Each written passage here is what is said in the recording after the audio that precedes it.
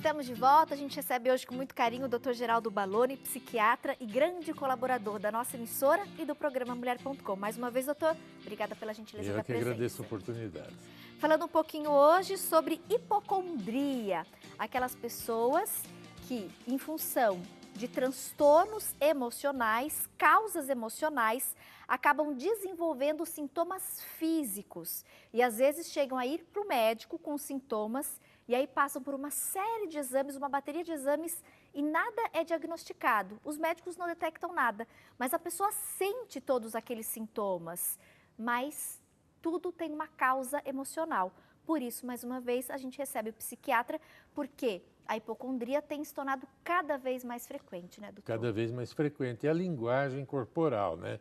Veja, a gente aprende desde pequeno que o transtorno, a doença, o mal-estar físico, pode, entre aspas, né, ser útil para uma série de coisas. Por exemplo, era comum, não sei se ainda é, mas era comum a mãe que não queria levar o filho para fazer aula de ginástica, pegar o carro, ir até lá, falar, não, esse ano você não vai fazer ginástica porque seu pai tem um amigo médico, vai te dar um atestado médico para você não fazer ginástica. Era assim, né? Então, desde pequenininho, ele aprendia que com o atestado médico não precisa fazer ginástica. Então, quer dizer, é um recurso que a pessoa recorre.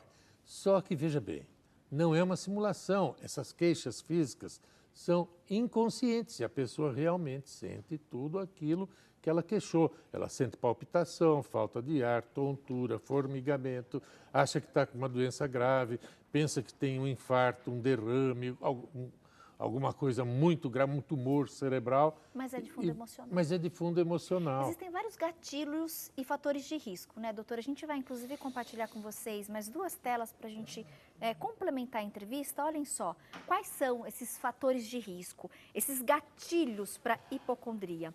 Então, o histórico de uma doença séria na infância, ter convivido com familiares ou conhecidos portadores de uma doença bastante grave, morte de um ente querido, ter um transtorno de ansiedade, acreditar que boa saúde significa estar livre de quaisquer sintomas, ter familiares próximos hipocondríacos ou ter pais negligentes ou abusivos.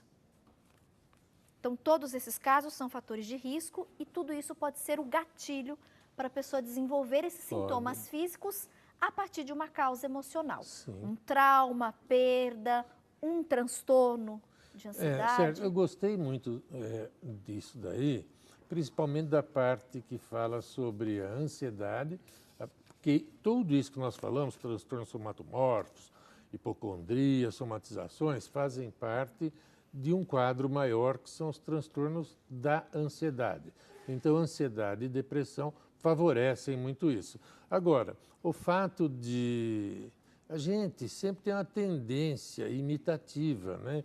A alta sugestionabilidade. O fato de você ter um parente próximo muito doente pode estimular também que você tenha queixas. Agora, o que me chamou muita atenção nesse slide foi o seguinte, aqui, o último, se não me engano, é a família próxima... Ter pais negligentes ou abusivos e ter familiares próximos hipocondríacos. Não, e em cima tem o que você valoriza o sintoma. É isso que eu vou explicar o que é. Acreditar que boa saúde significa estar livre de quaisquer sintomas. Exato. A gente vai sentindo as coisas, até eu brinco e falo assim, olha, você já tem uma certa idade, mais ou menos contemporâneo a mim, e a gente é como um carro, como, por exemplo, uma Brasilinha 68, que cada pouco tem um barulhinho aqui, um barulhinho ali, um nheque-nheque aqui, mas dá para você ir para a praia com ela bastante ainda. Ou seja, a gente sempre tem uma queixa, uma dorzinha, uma tonturinha, um zumbido, e não é uma coisa grave. O ruim da hipocondria é que normalmente o paciente associa uma queixa, por trivial que seja, simples que seja, a uma doença grave. Isso é uma tendência que ele tem, uma tendência negativa, uma tendência pessimista a achar que é uma doença grave. Tem tratamento, doutor? Ou isso vai perdurar para a vida toda? Tem tratamento. Veja, na psiquiatria, ele não tem especificamente um anti-hipocondríaco ou um anti-queixa somática. Não. O que a gente faz é saber o que está por baixo disso tudo. Por baixo disso tudo é um estado depressivo ou um estado ansioso, que a pessoa fica realmente mobilizada.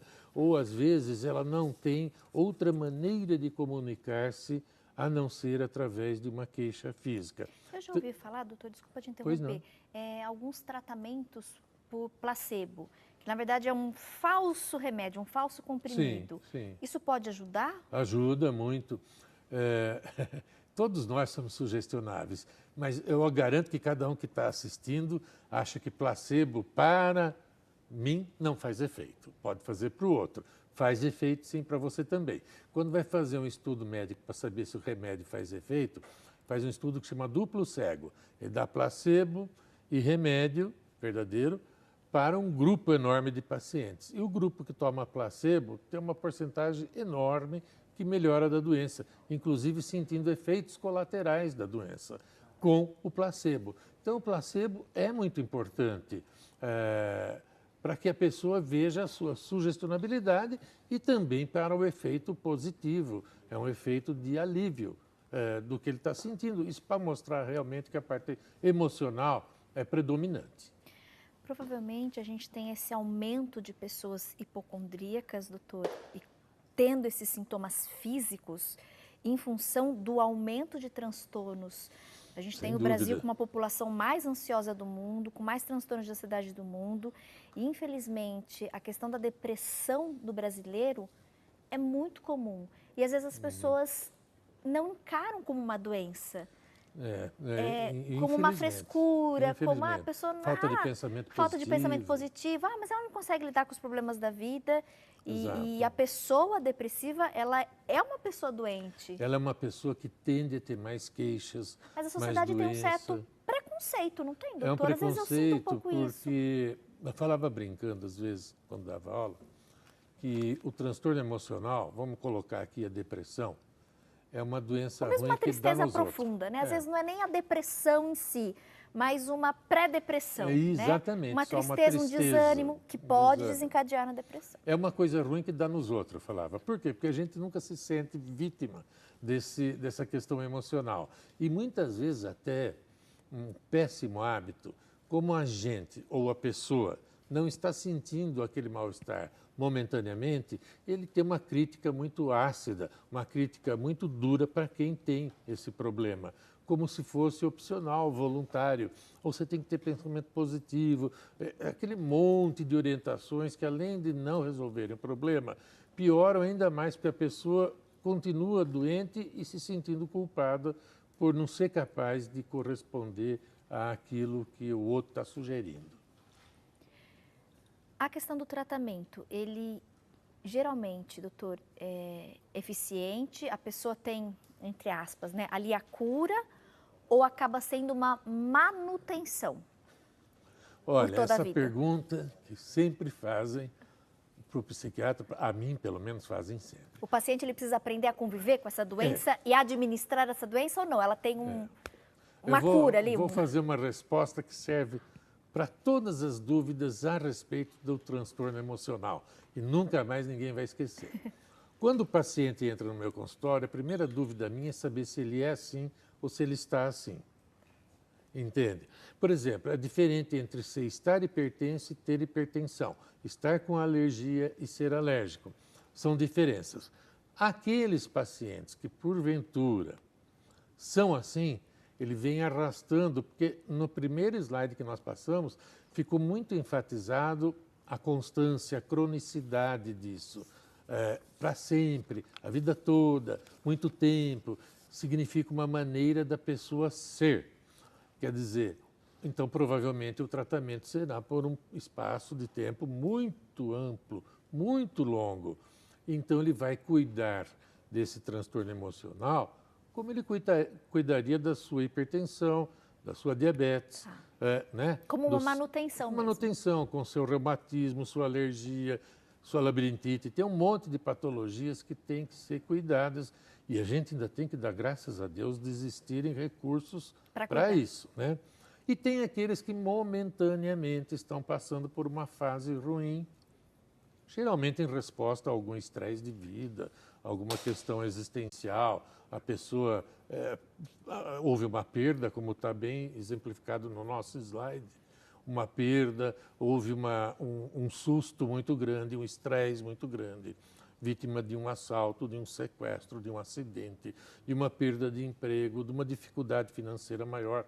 Nesse caso, tem uma causa a partir da qual a pessoa adoeceu. Tem um gatilho. Tem um gatilho. Mas o papel da família, de quem está próximo, é muito importante, porque nem sempre essa pessoa ela vai conseguir se reconhecer com essa doença, com esse transtorno, né? Às vezes a pessoa ela não consegue admitir enxergar. Por mais que ela sinta, é difícil, não é um processo fácil. A gente recebeu até uma mensagem, eu queria muito agradecer Ali. Ali é uma arteira que acompanha diariamente Mulher.com e se manifestou pelo Instagram agora há pouco. Tati, estou adorando as entrevistas e amando hoje a presença do doutor e todas as orientações compartilhadas.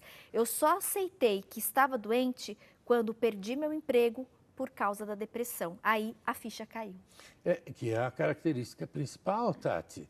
A característica principal da gente saber quando a pessoa realmente tem um quadro que merece tratamento é quando começa a haver um prejuízo socioocupacional. Lia, obrigada, viu, pela coragem de se expor e de participar essa conosco. Colocação dela. E às vezes não é fácil a gente admitir e assumir, né, doutor? E outra, tem também aquela expectativa, acho que amanhã vou estar melhor. Acho que agora, se eu for fazer uma viagem, eu melhoro. Agora, se eu conhecer pessoas, talvez eu melhore. Agora, então, que são derivativos, né, são alternativas, mas não tem uma base técnica, científica. E às vezes precisa procurar ajuda mesmo, né? De um especialista. Às vezes precisa procurar ajuda de um profissional. Nem sempre nós, sozinhos, vamos conseguir sair daquela situação. E às vezes aquela situação ela vai se agravando, agravando, agravando. Esse que é o problema. O problema do tratamento alternativo, tem alguns até que eu acredito que façam um bom efeito. Mas o problema do tratamento alternativo, quando a pessoa lança a mão como primeira opção, é atrasar, protelar o tratamento médico. Enquanto isso, o estado emocional vai piorando. Você falou um troço importante, muito importante, sobre família. É interessante, Tati. Existem dois tipos, esse é um trabalho que nós fazíamos na PUC. A família que a gente chama de alta emoção expressa e a família de baixa emoção expressa. A baixa emoção expressa é aquela família acolhedora, quer dizer, o seu paciente psiquiátrico é acolhido com toda a dedicação, com todo o carinho, com toda a atenção, com todo o respeito. E há, infelizmente, também muitas famílias que são de altíssima emoção expressa, que são aquelas que agravam o quadro emocional do paciente. Por exemplo, por que você não come igual o seu irmão sem fazer sujeira? Por que você não faz que nem fulana que de manhã acorda animada? Por que você, quer dizer, aquelas comparações terríveis, terríveis, em que a pessoa que está deprimida já tem uma autoestima pequenininha. Com a comparação. Com a comparação ele acaba. Então, são pessoas que querem mobilizar. A mesma coisa que acontecia com obesidade, né? A mãe falando, vai ficar comendo o dia inteiro, por isso que está gorda desse jeito. Não, é uma crítica absolutamente destrutiva. Quer dizer, não é um acolhimento. Olha, eu entendo, você tem muito mais fome, provavelmente de origem ansiosa. Vamos fazer um tratamento juntas, vamos fazer uma caminhada, vamos fazer uma educação alimentar. Quer dizer, seria uma família de baixa emoção expressa, aquela que acolhe. Mais amor, mais acolhimento, Exato. Menos comparação. Exato. Doutor Geraldo, mais uma vez, muito obrigada, viu? Eu agradeço a Pela oportunidade, gentileza. inclusive o tema hoje foi interessantíssimo. A Tati sempre escolhe temas interessantes, Obrigada. de repercussão. Toda a equipe, toda a produção. A equipe de produção, de repercussão internacional praticamente, porque o mundo todo passa por isso. Eu que agradeço, Tati. Obrigada, viu, doutor? Mais uma vez pelo conhecimento compartilhado. Até mês que vem. Até o mês que vem. Com mais uma reflexão, mais um bate-papo.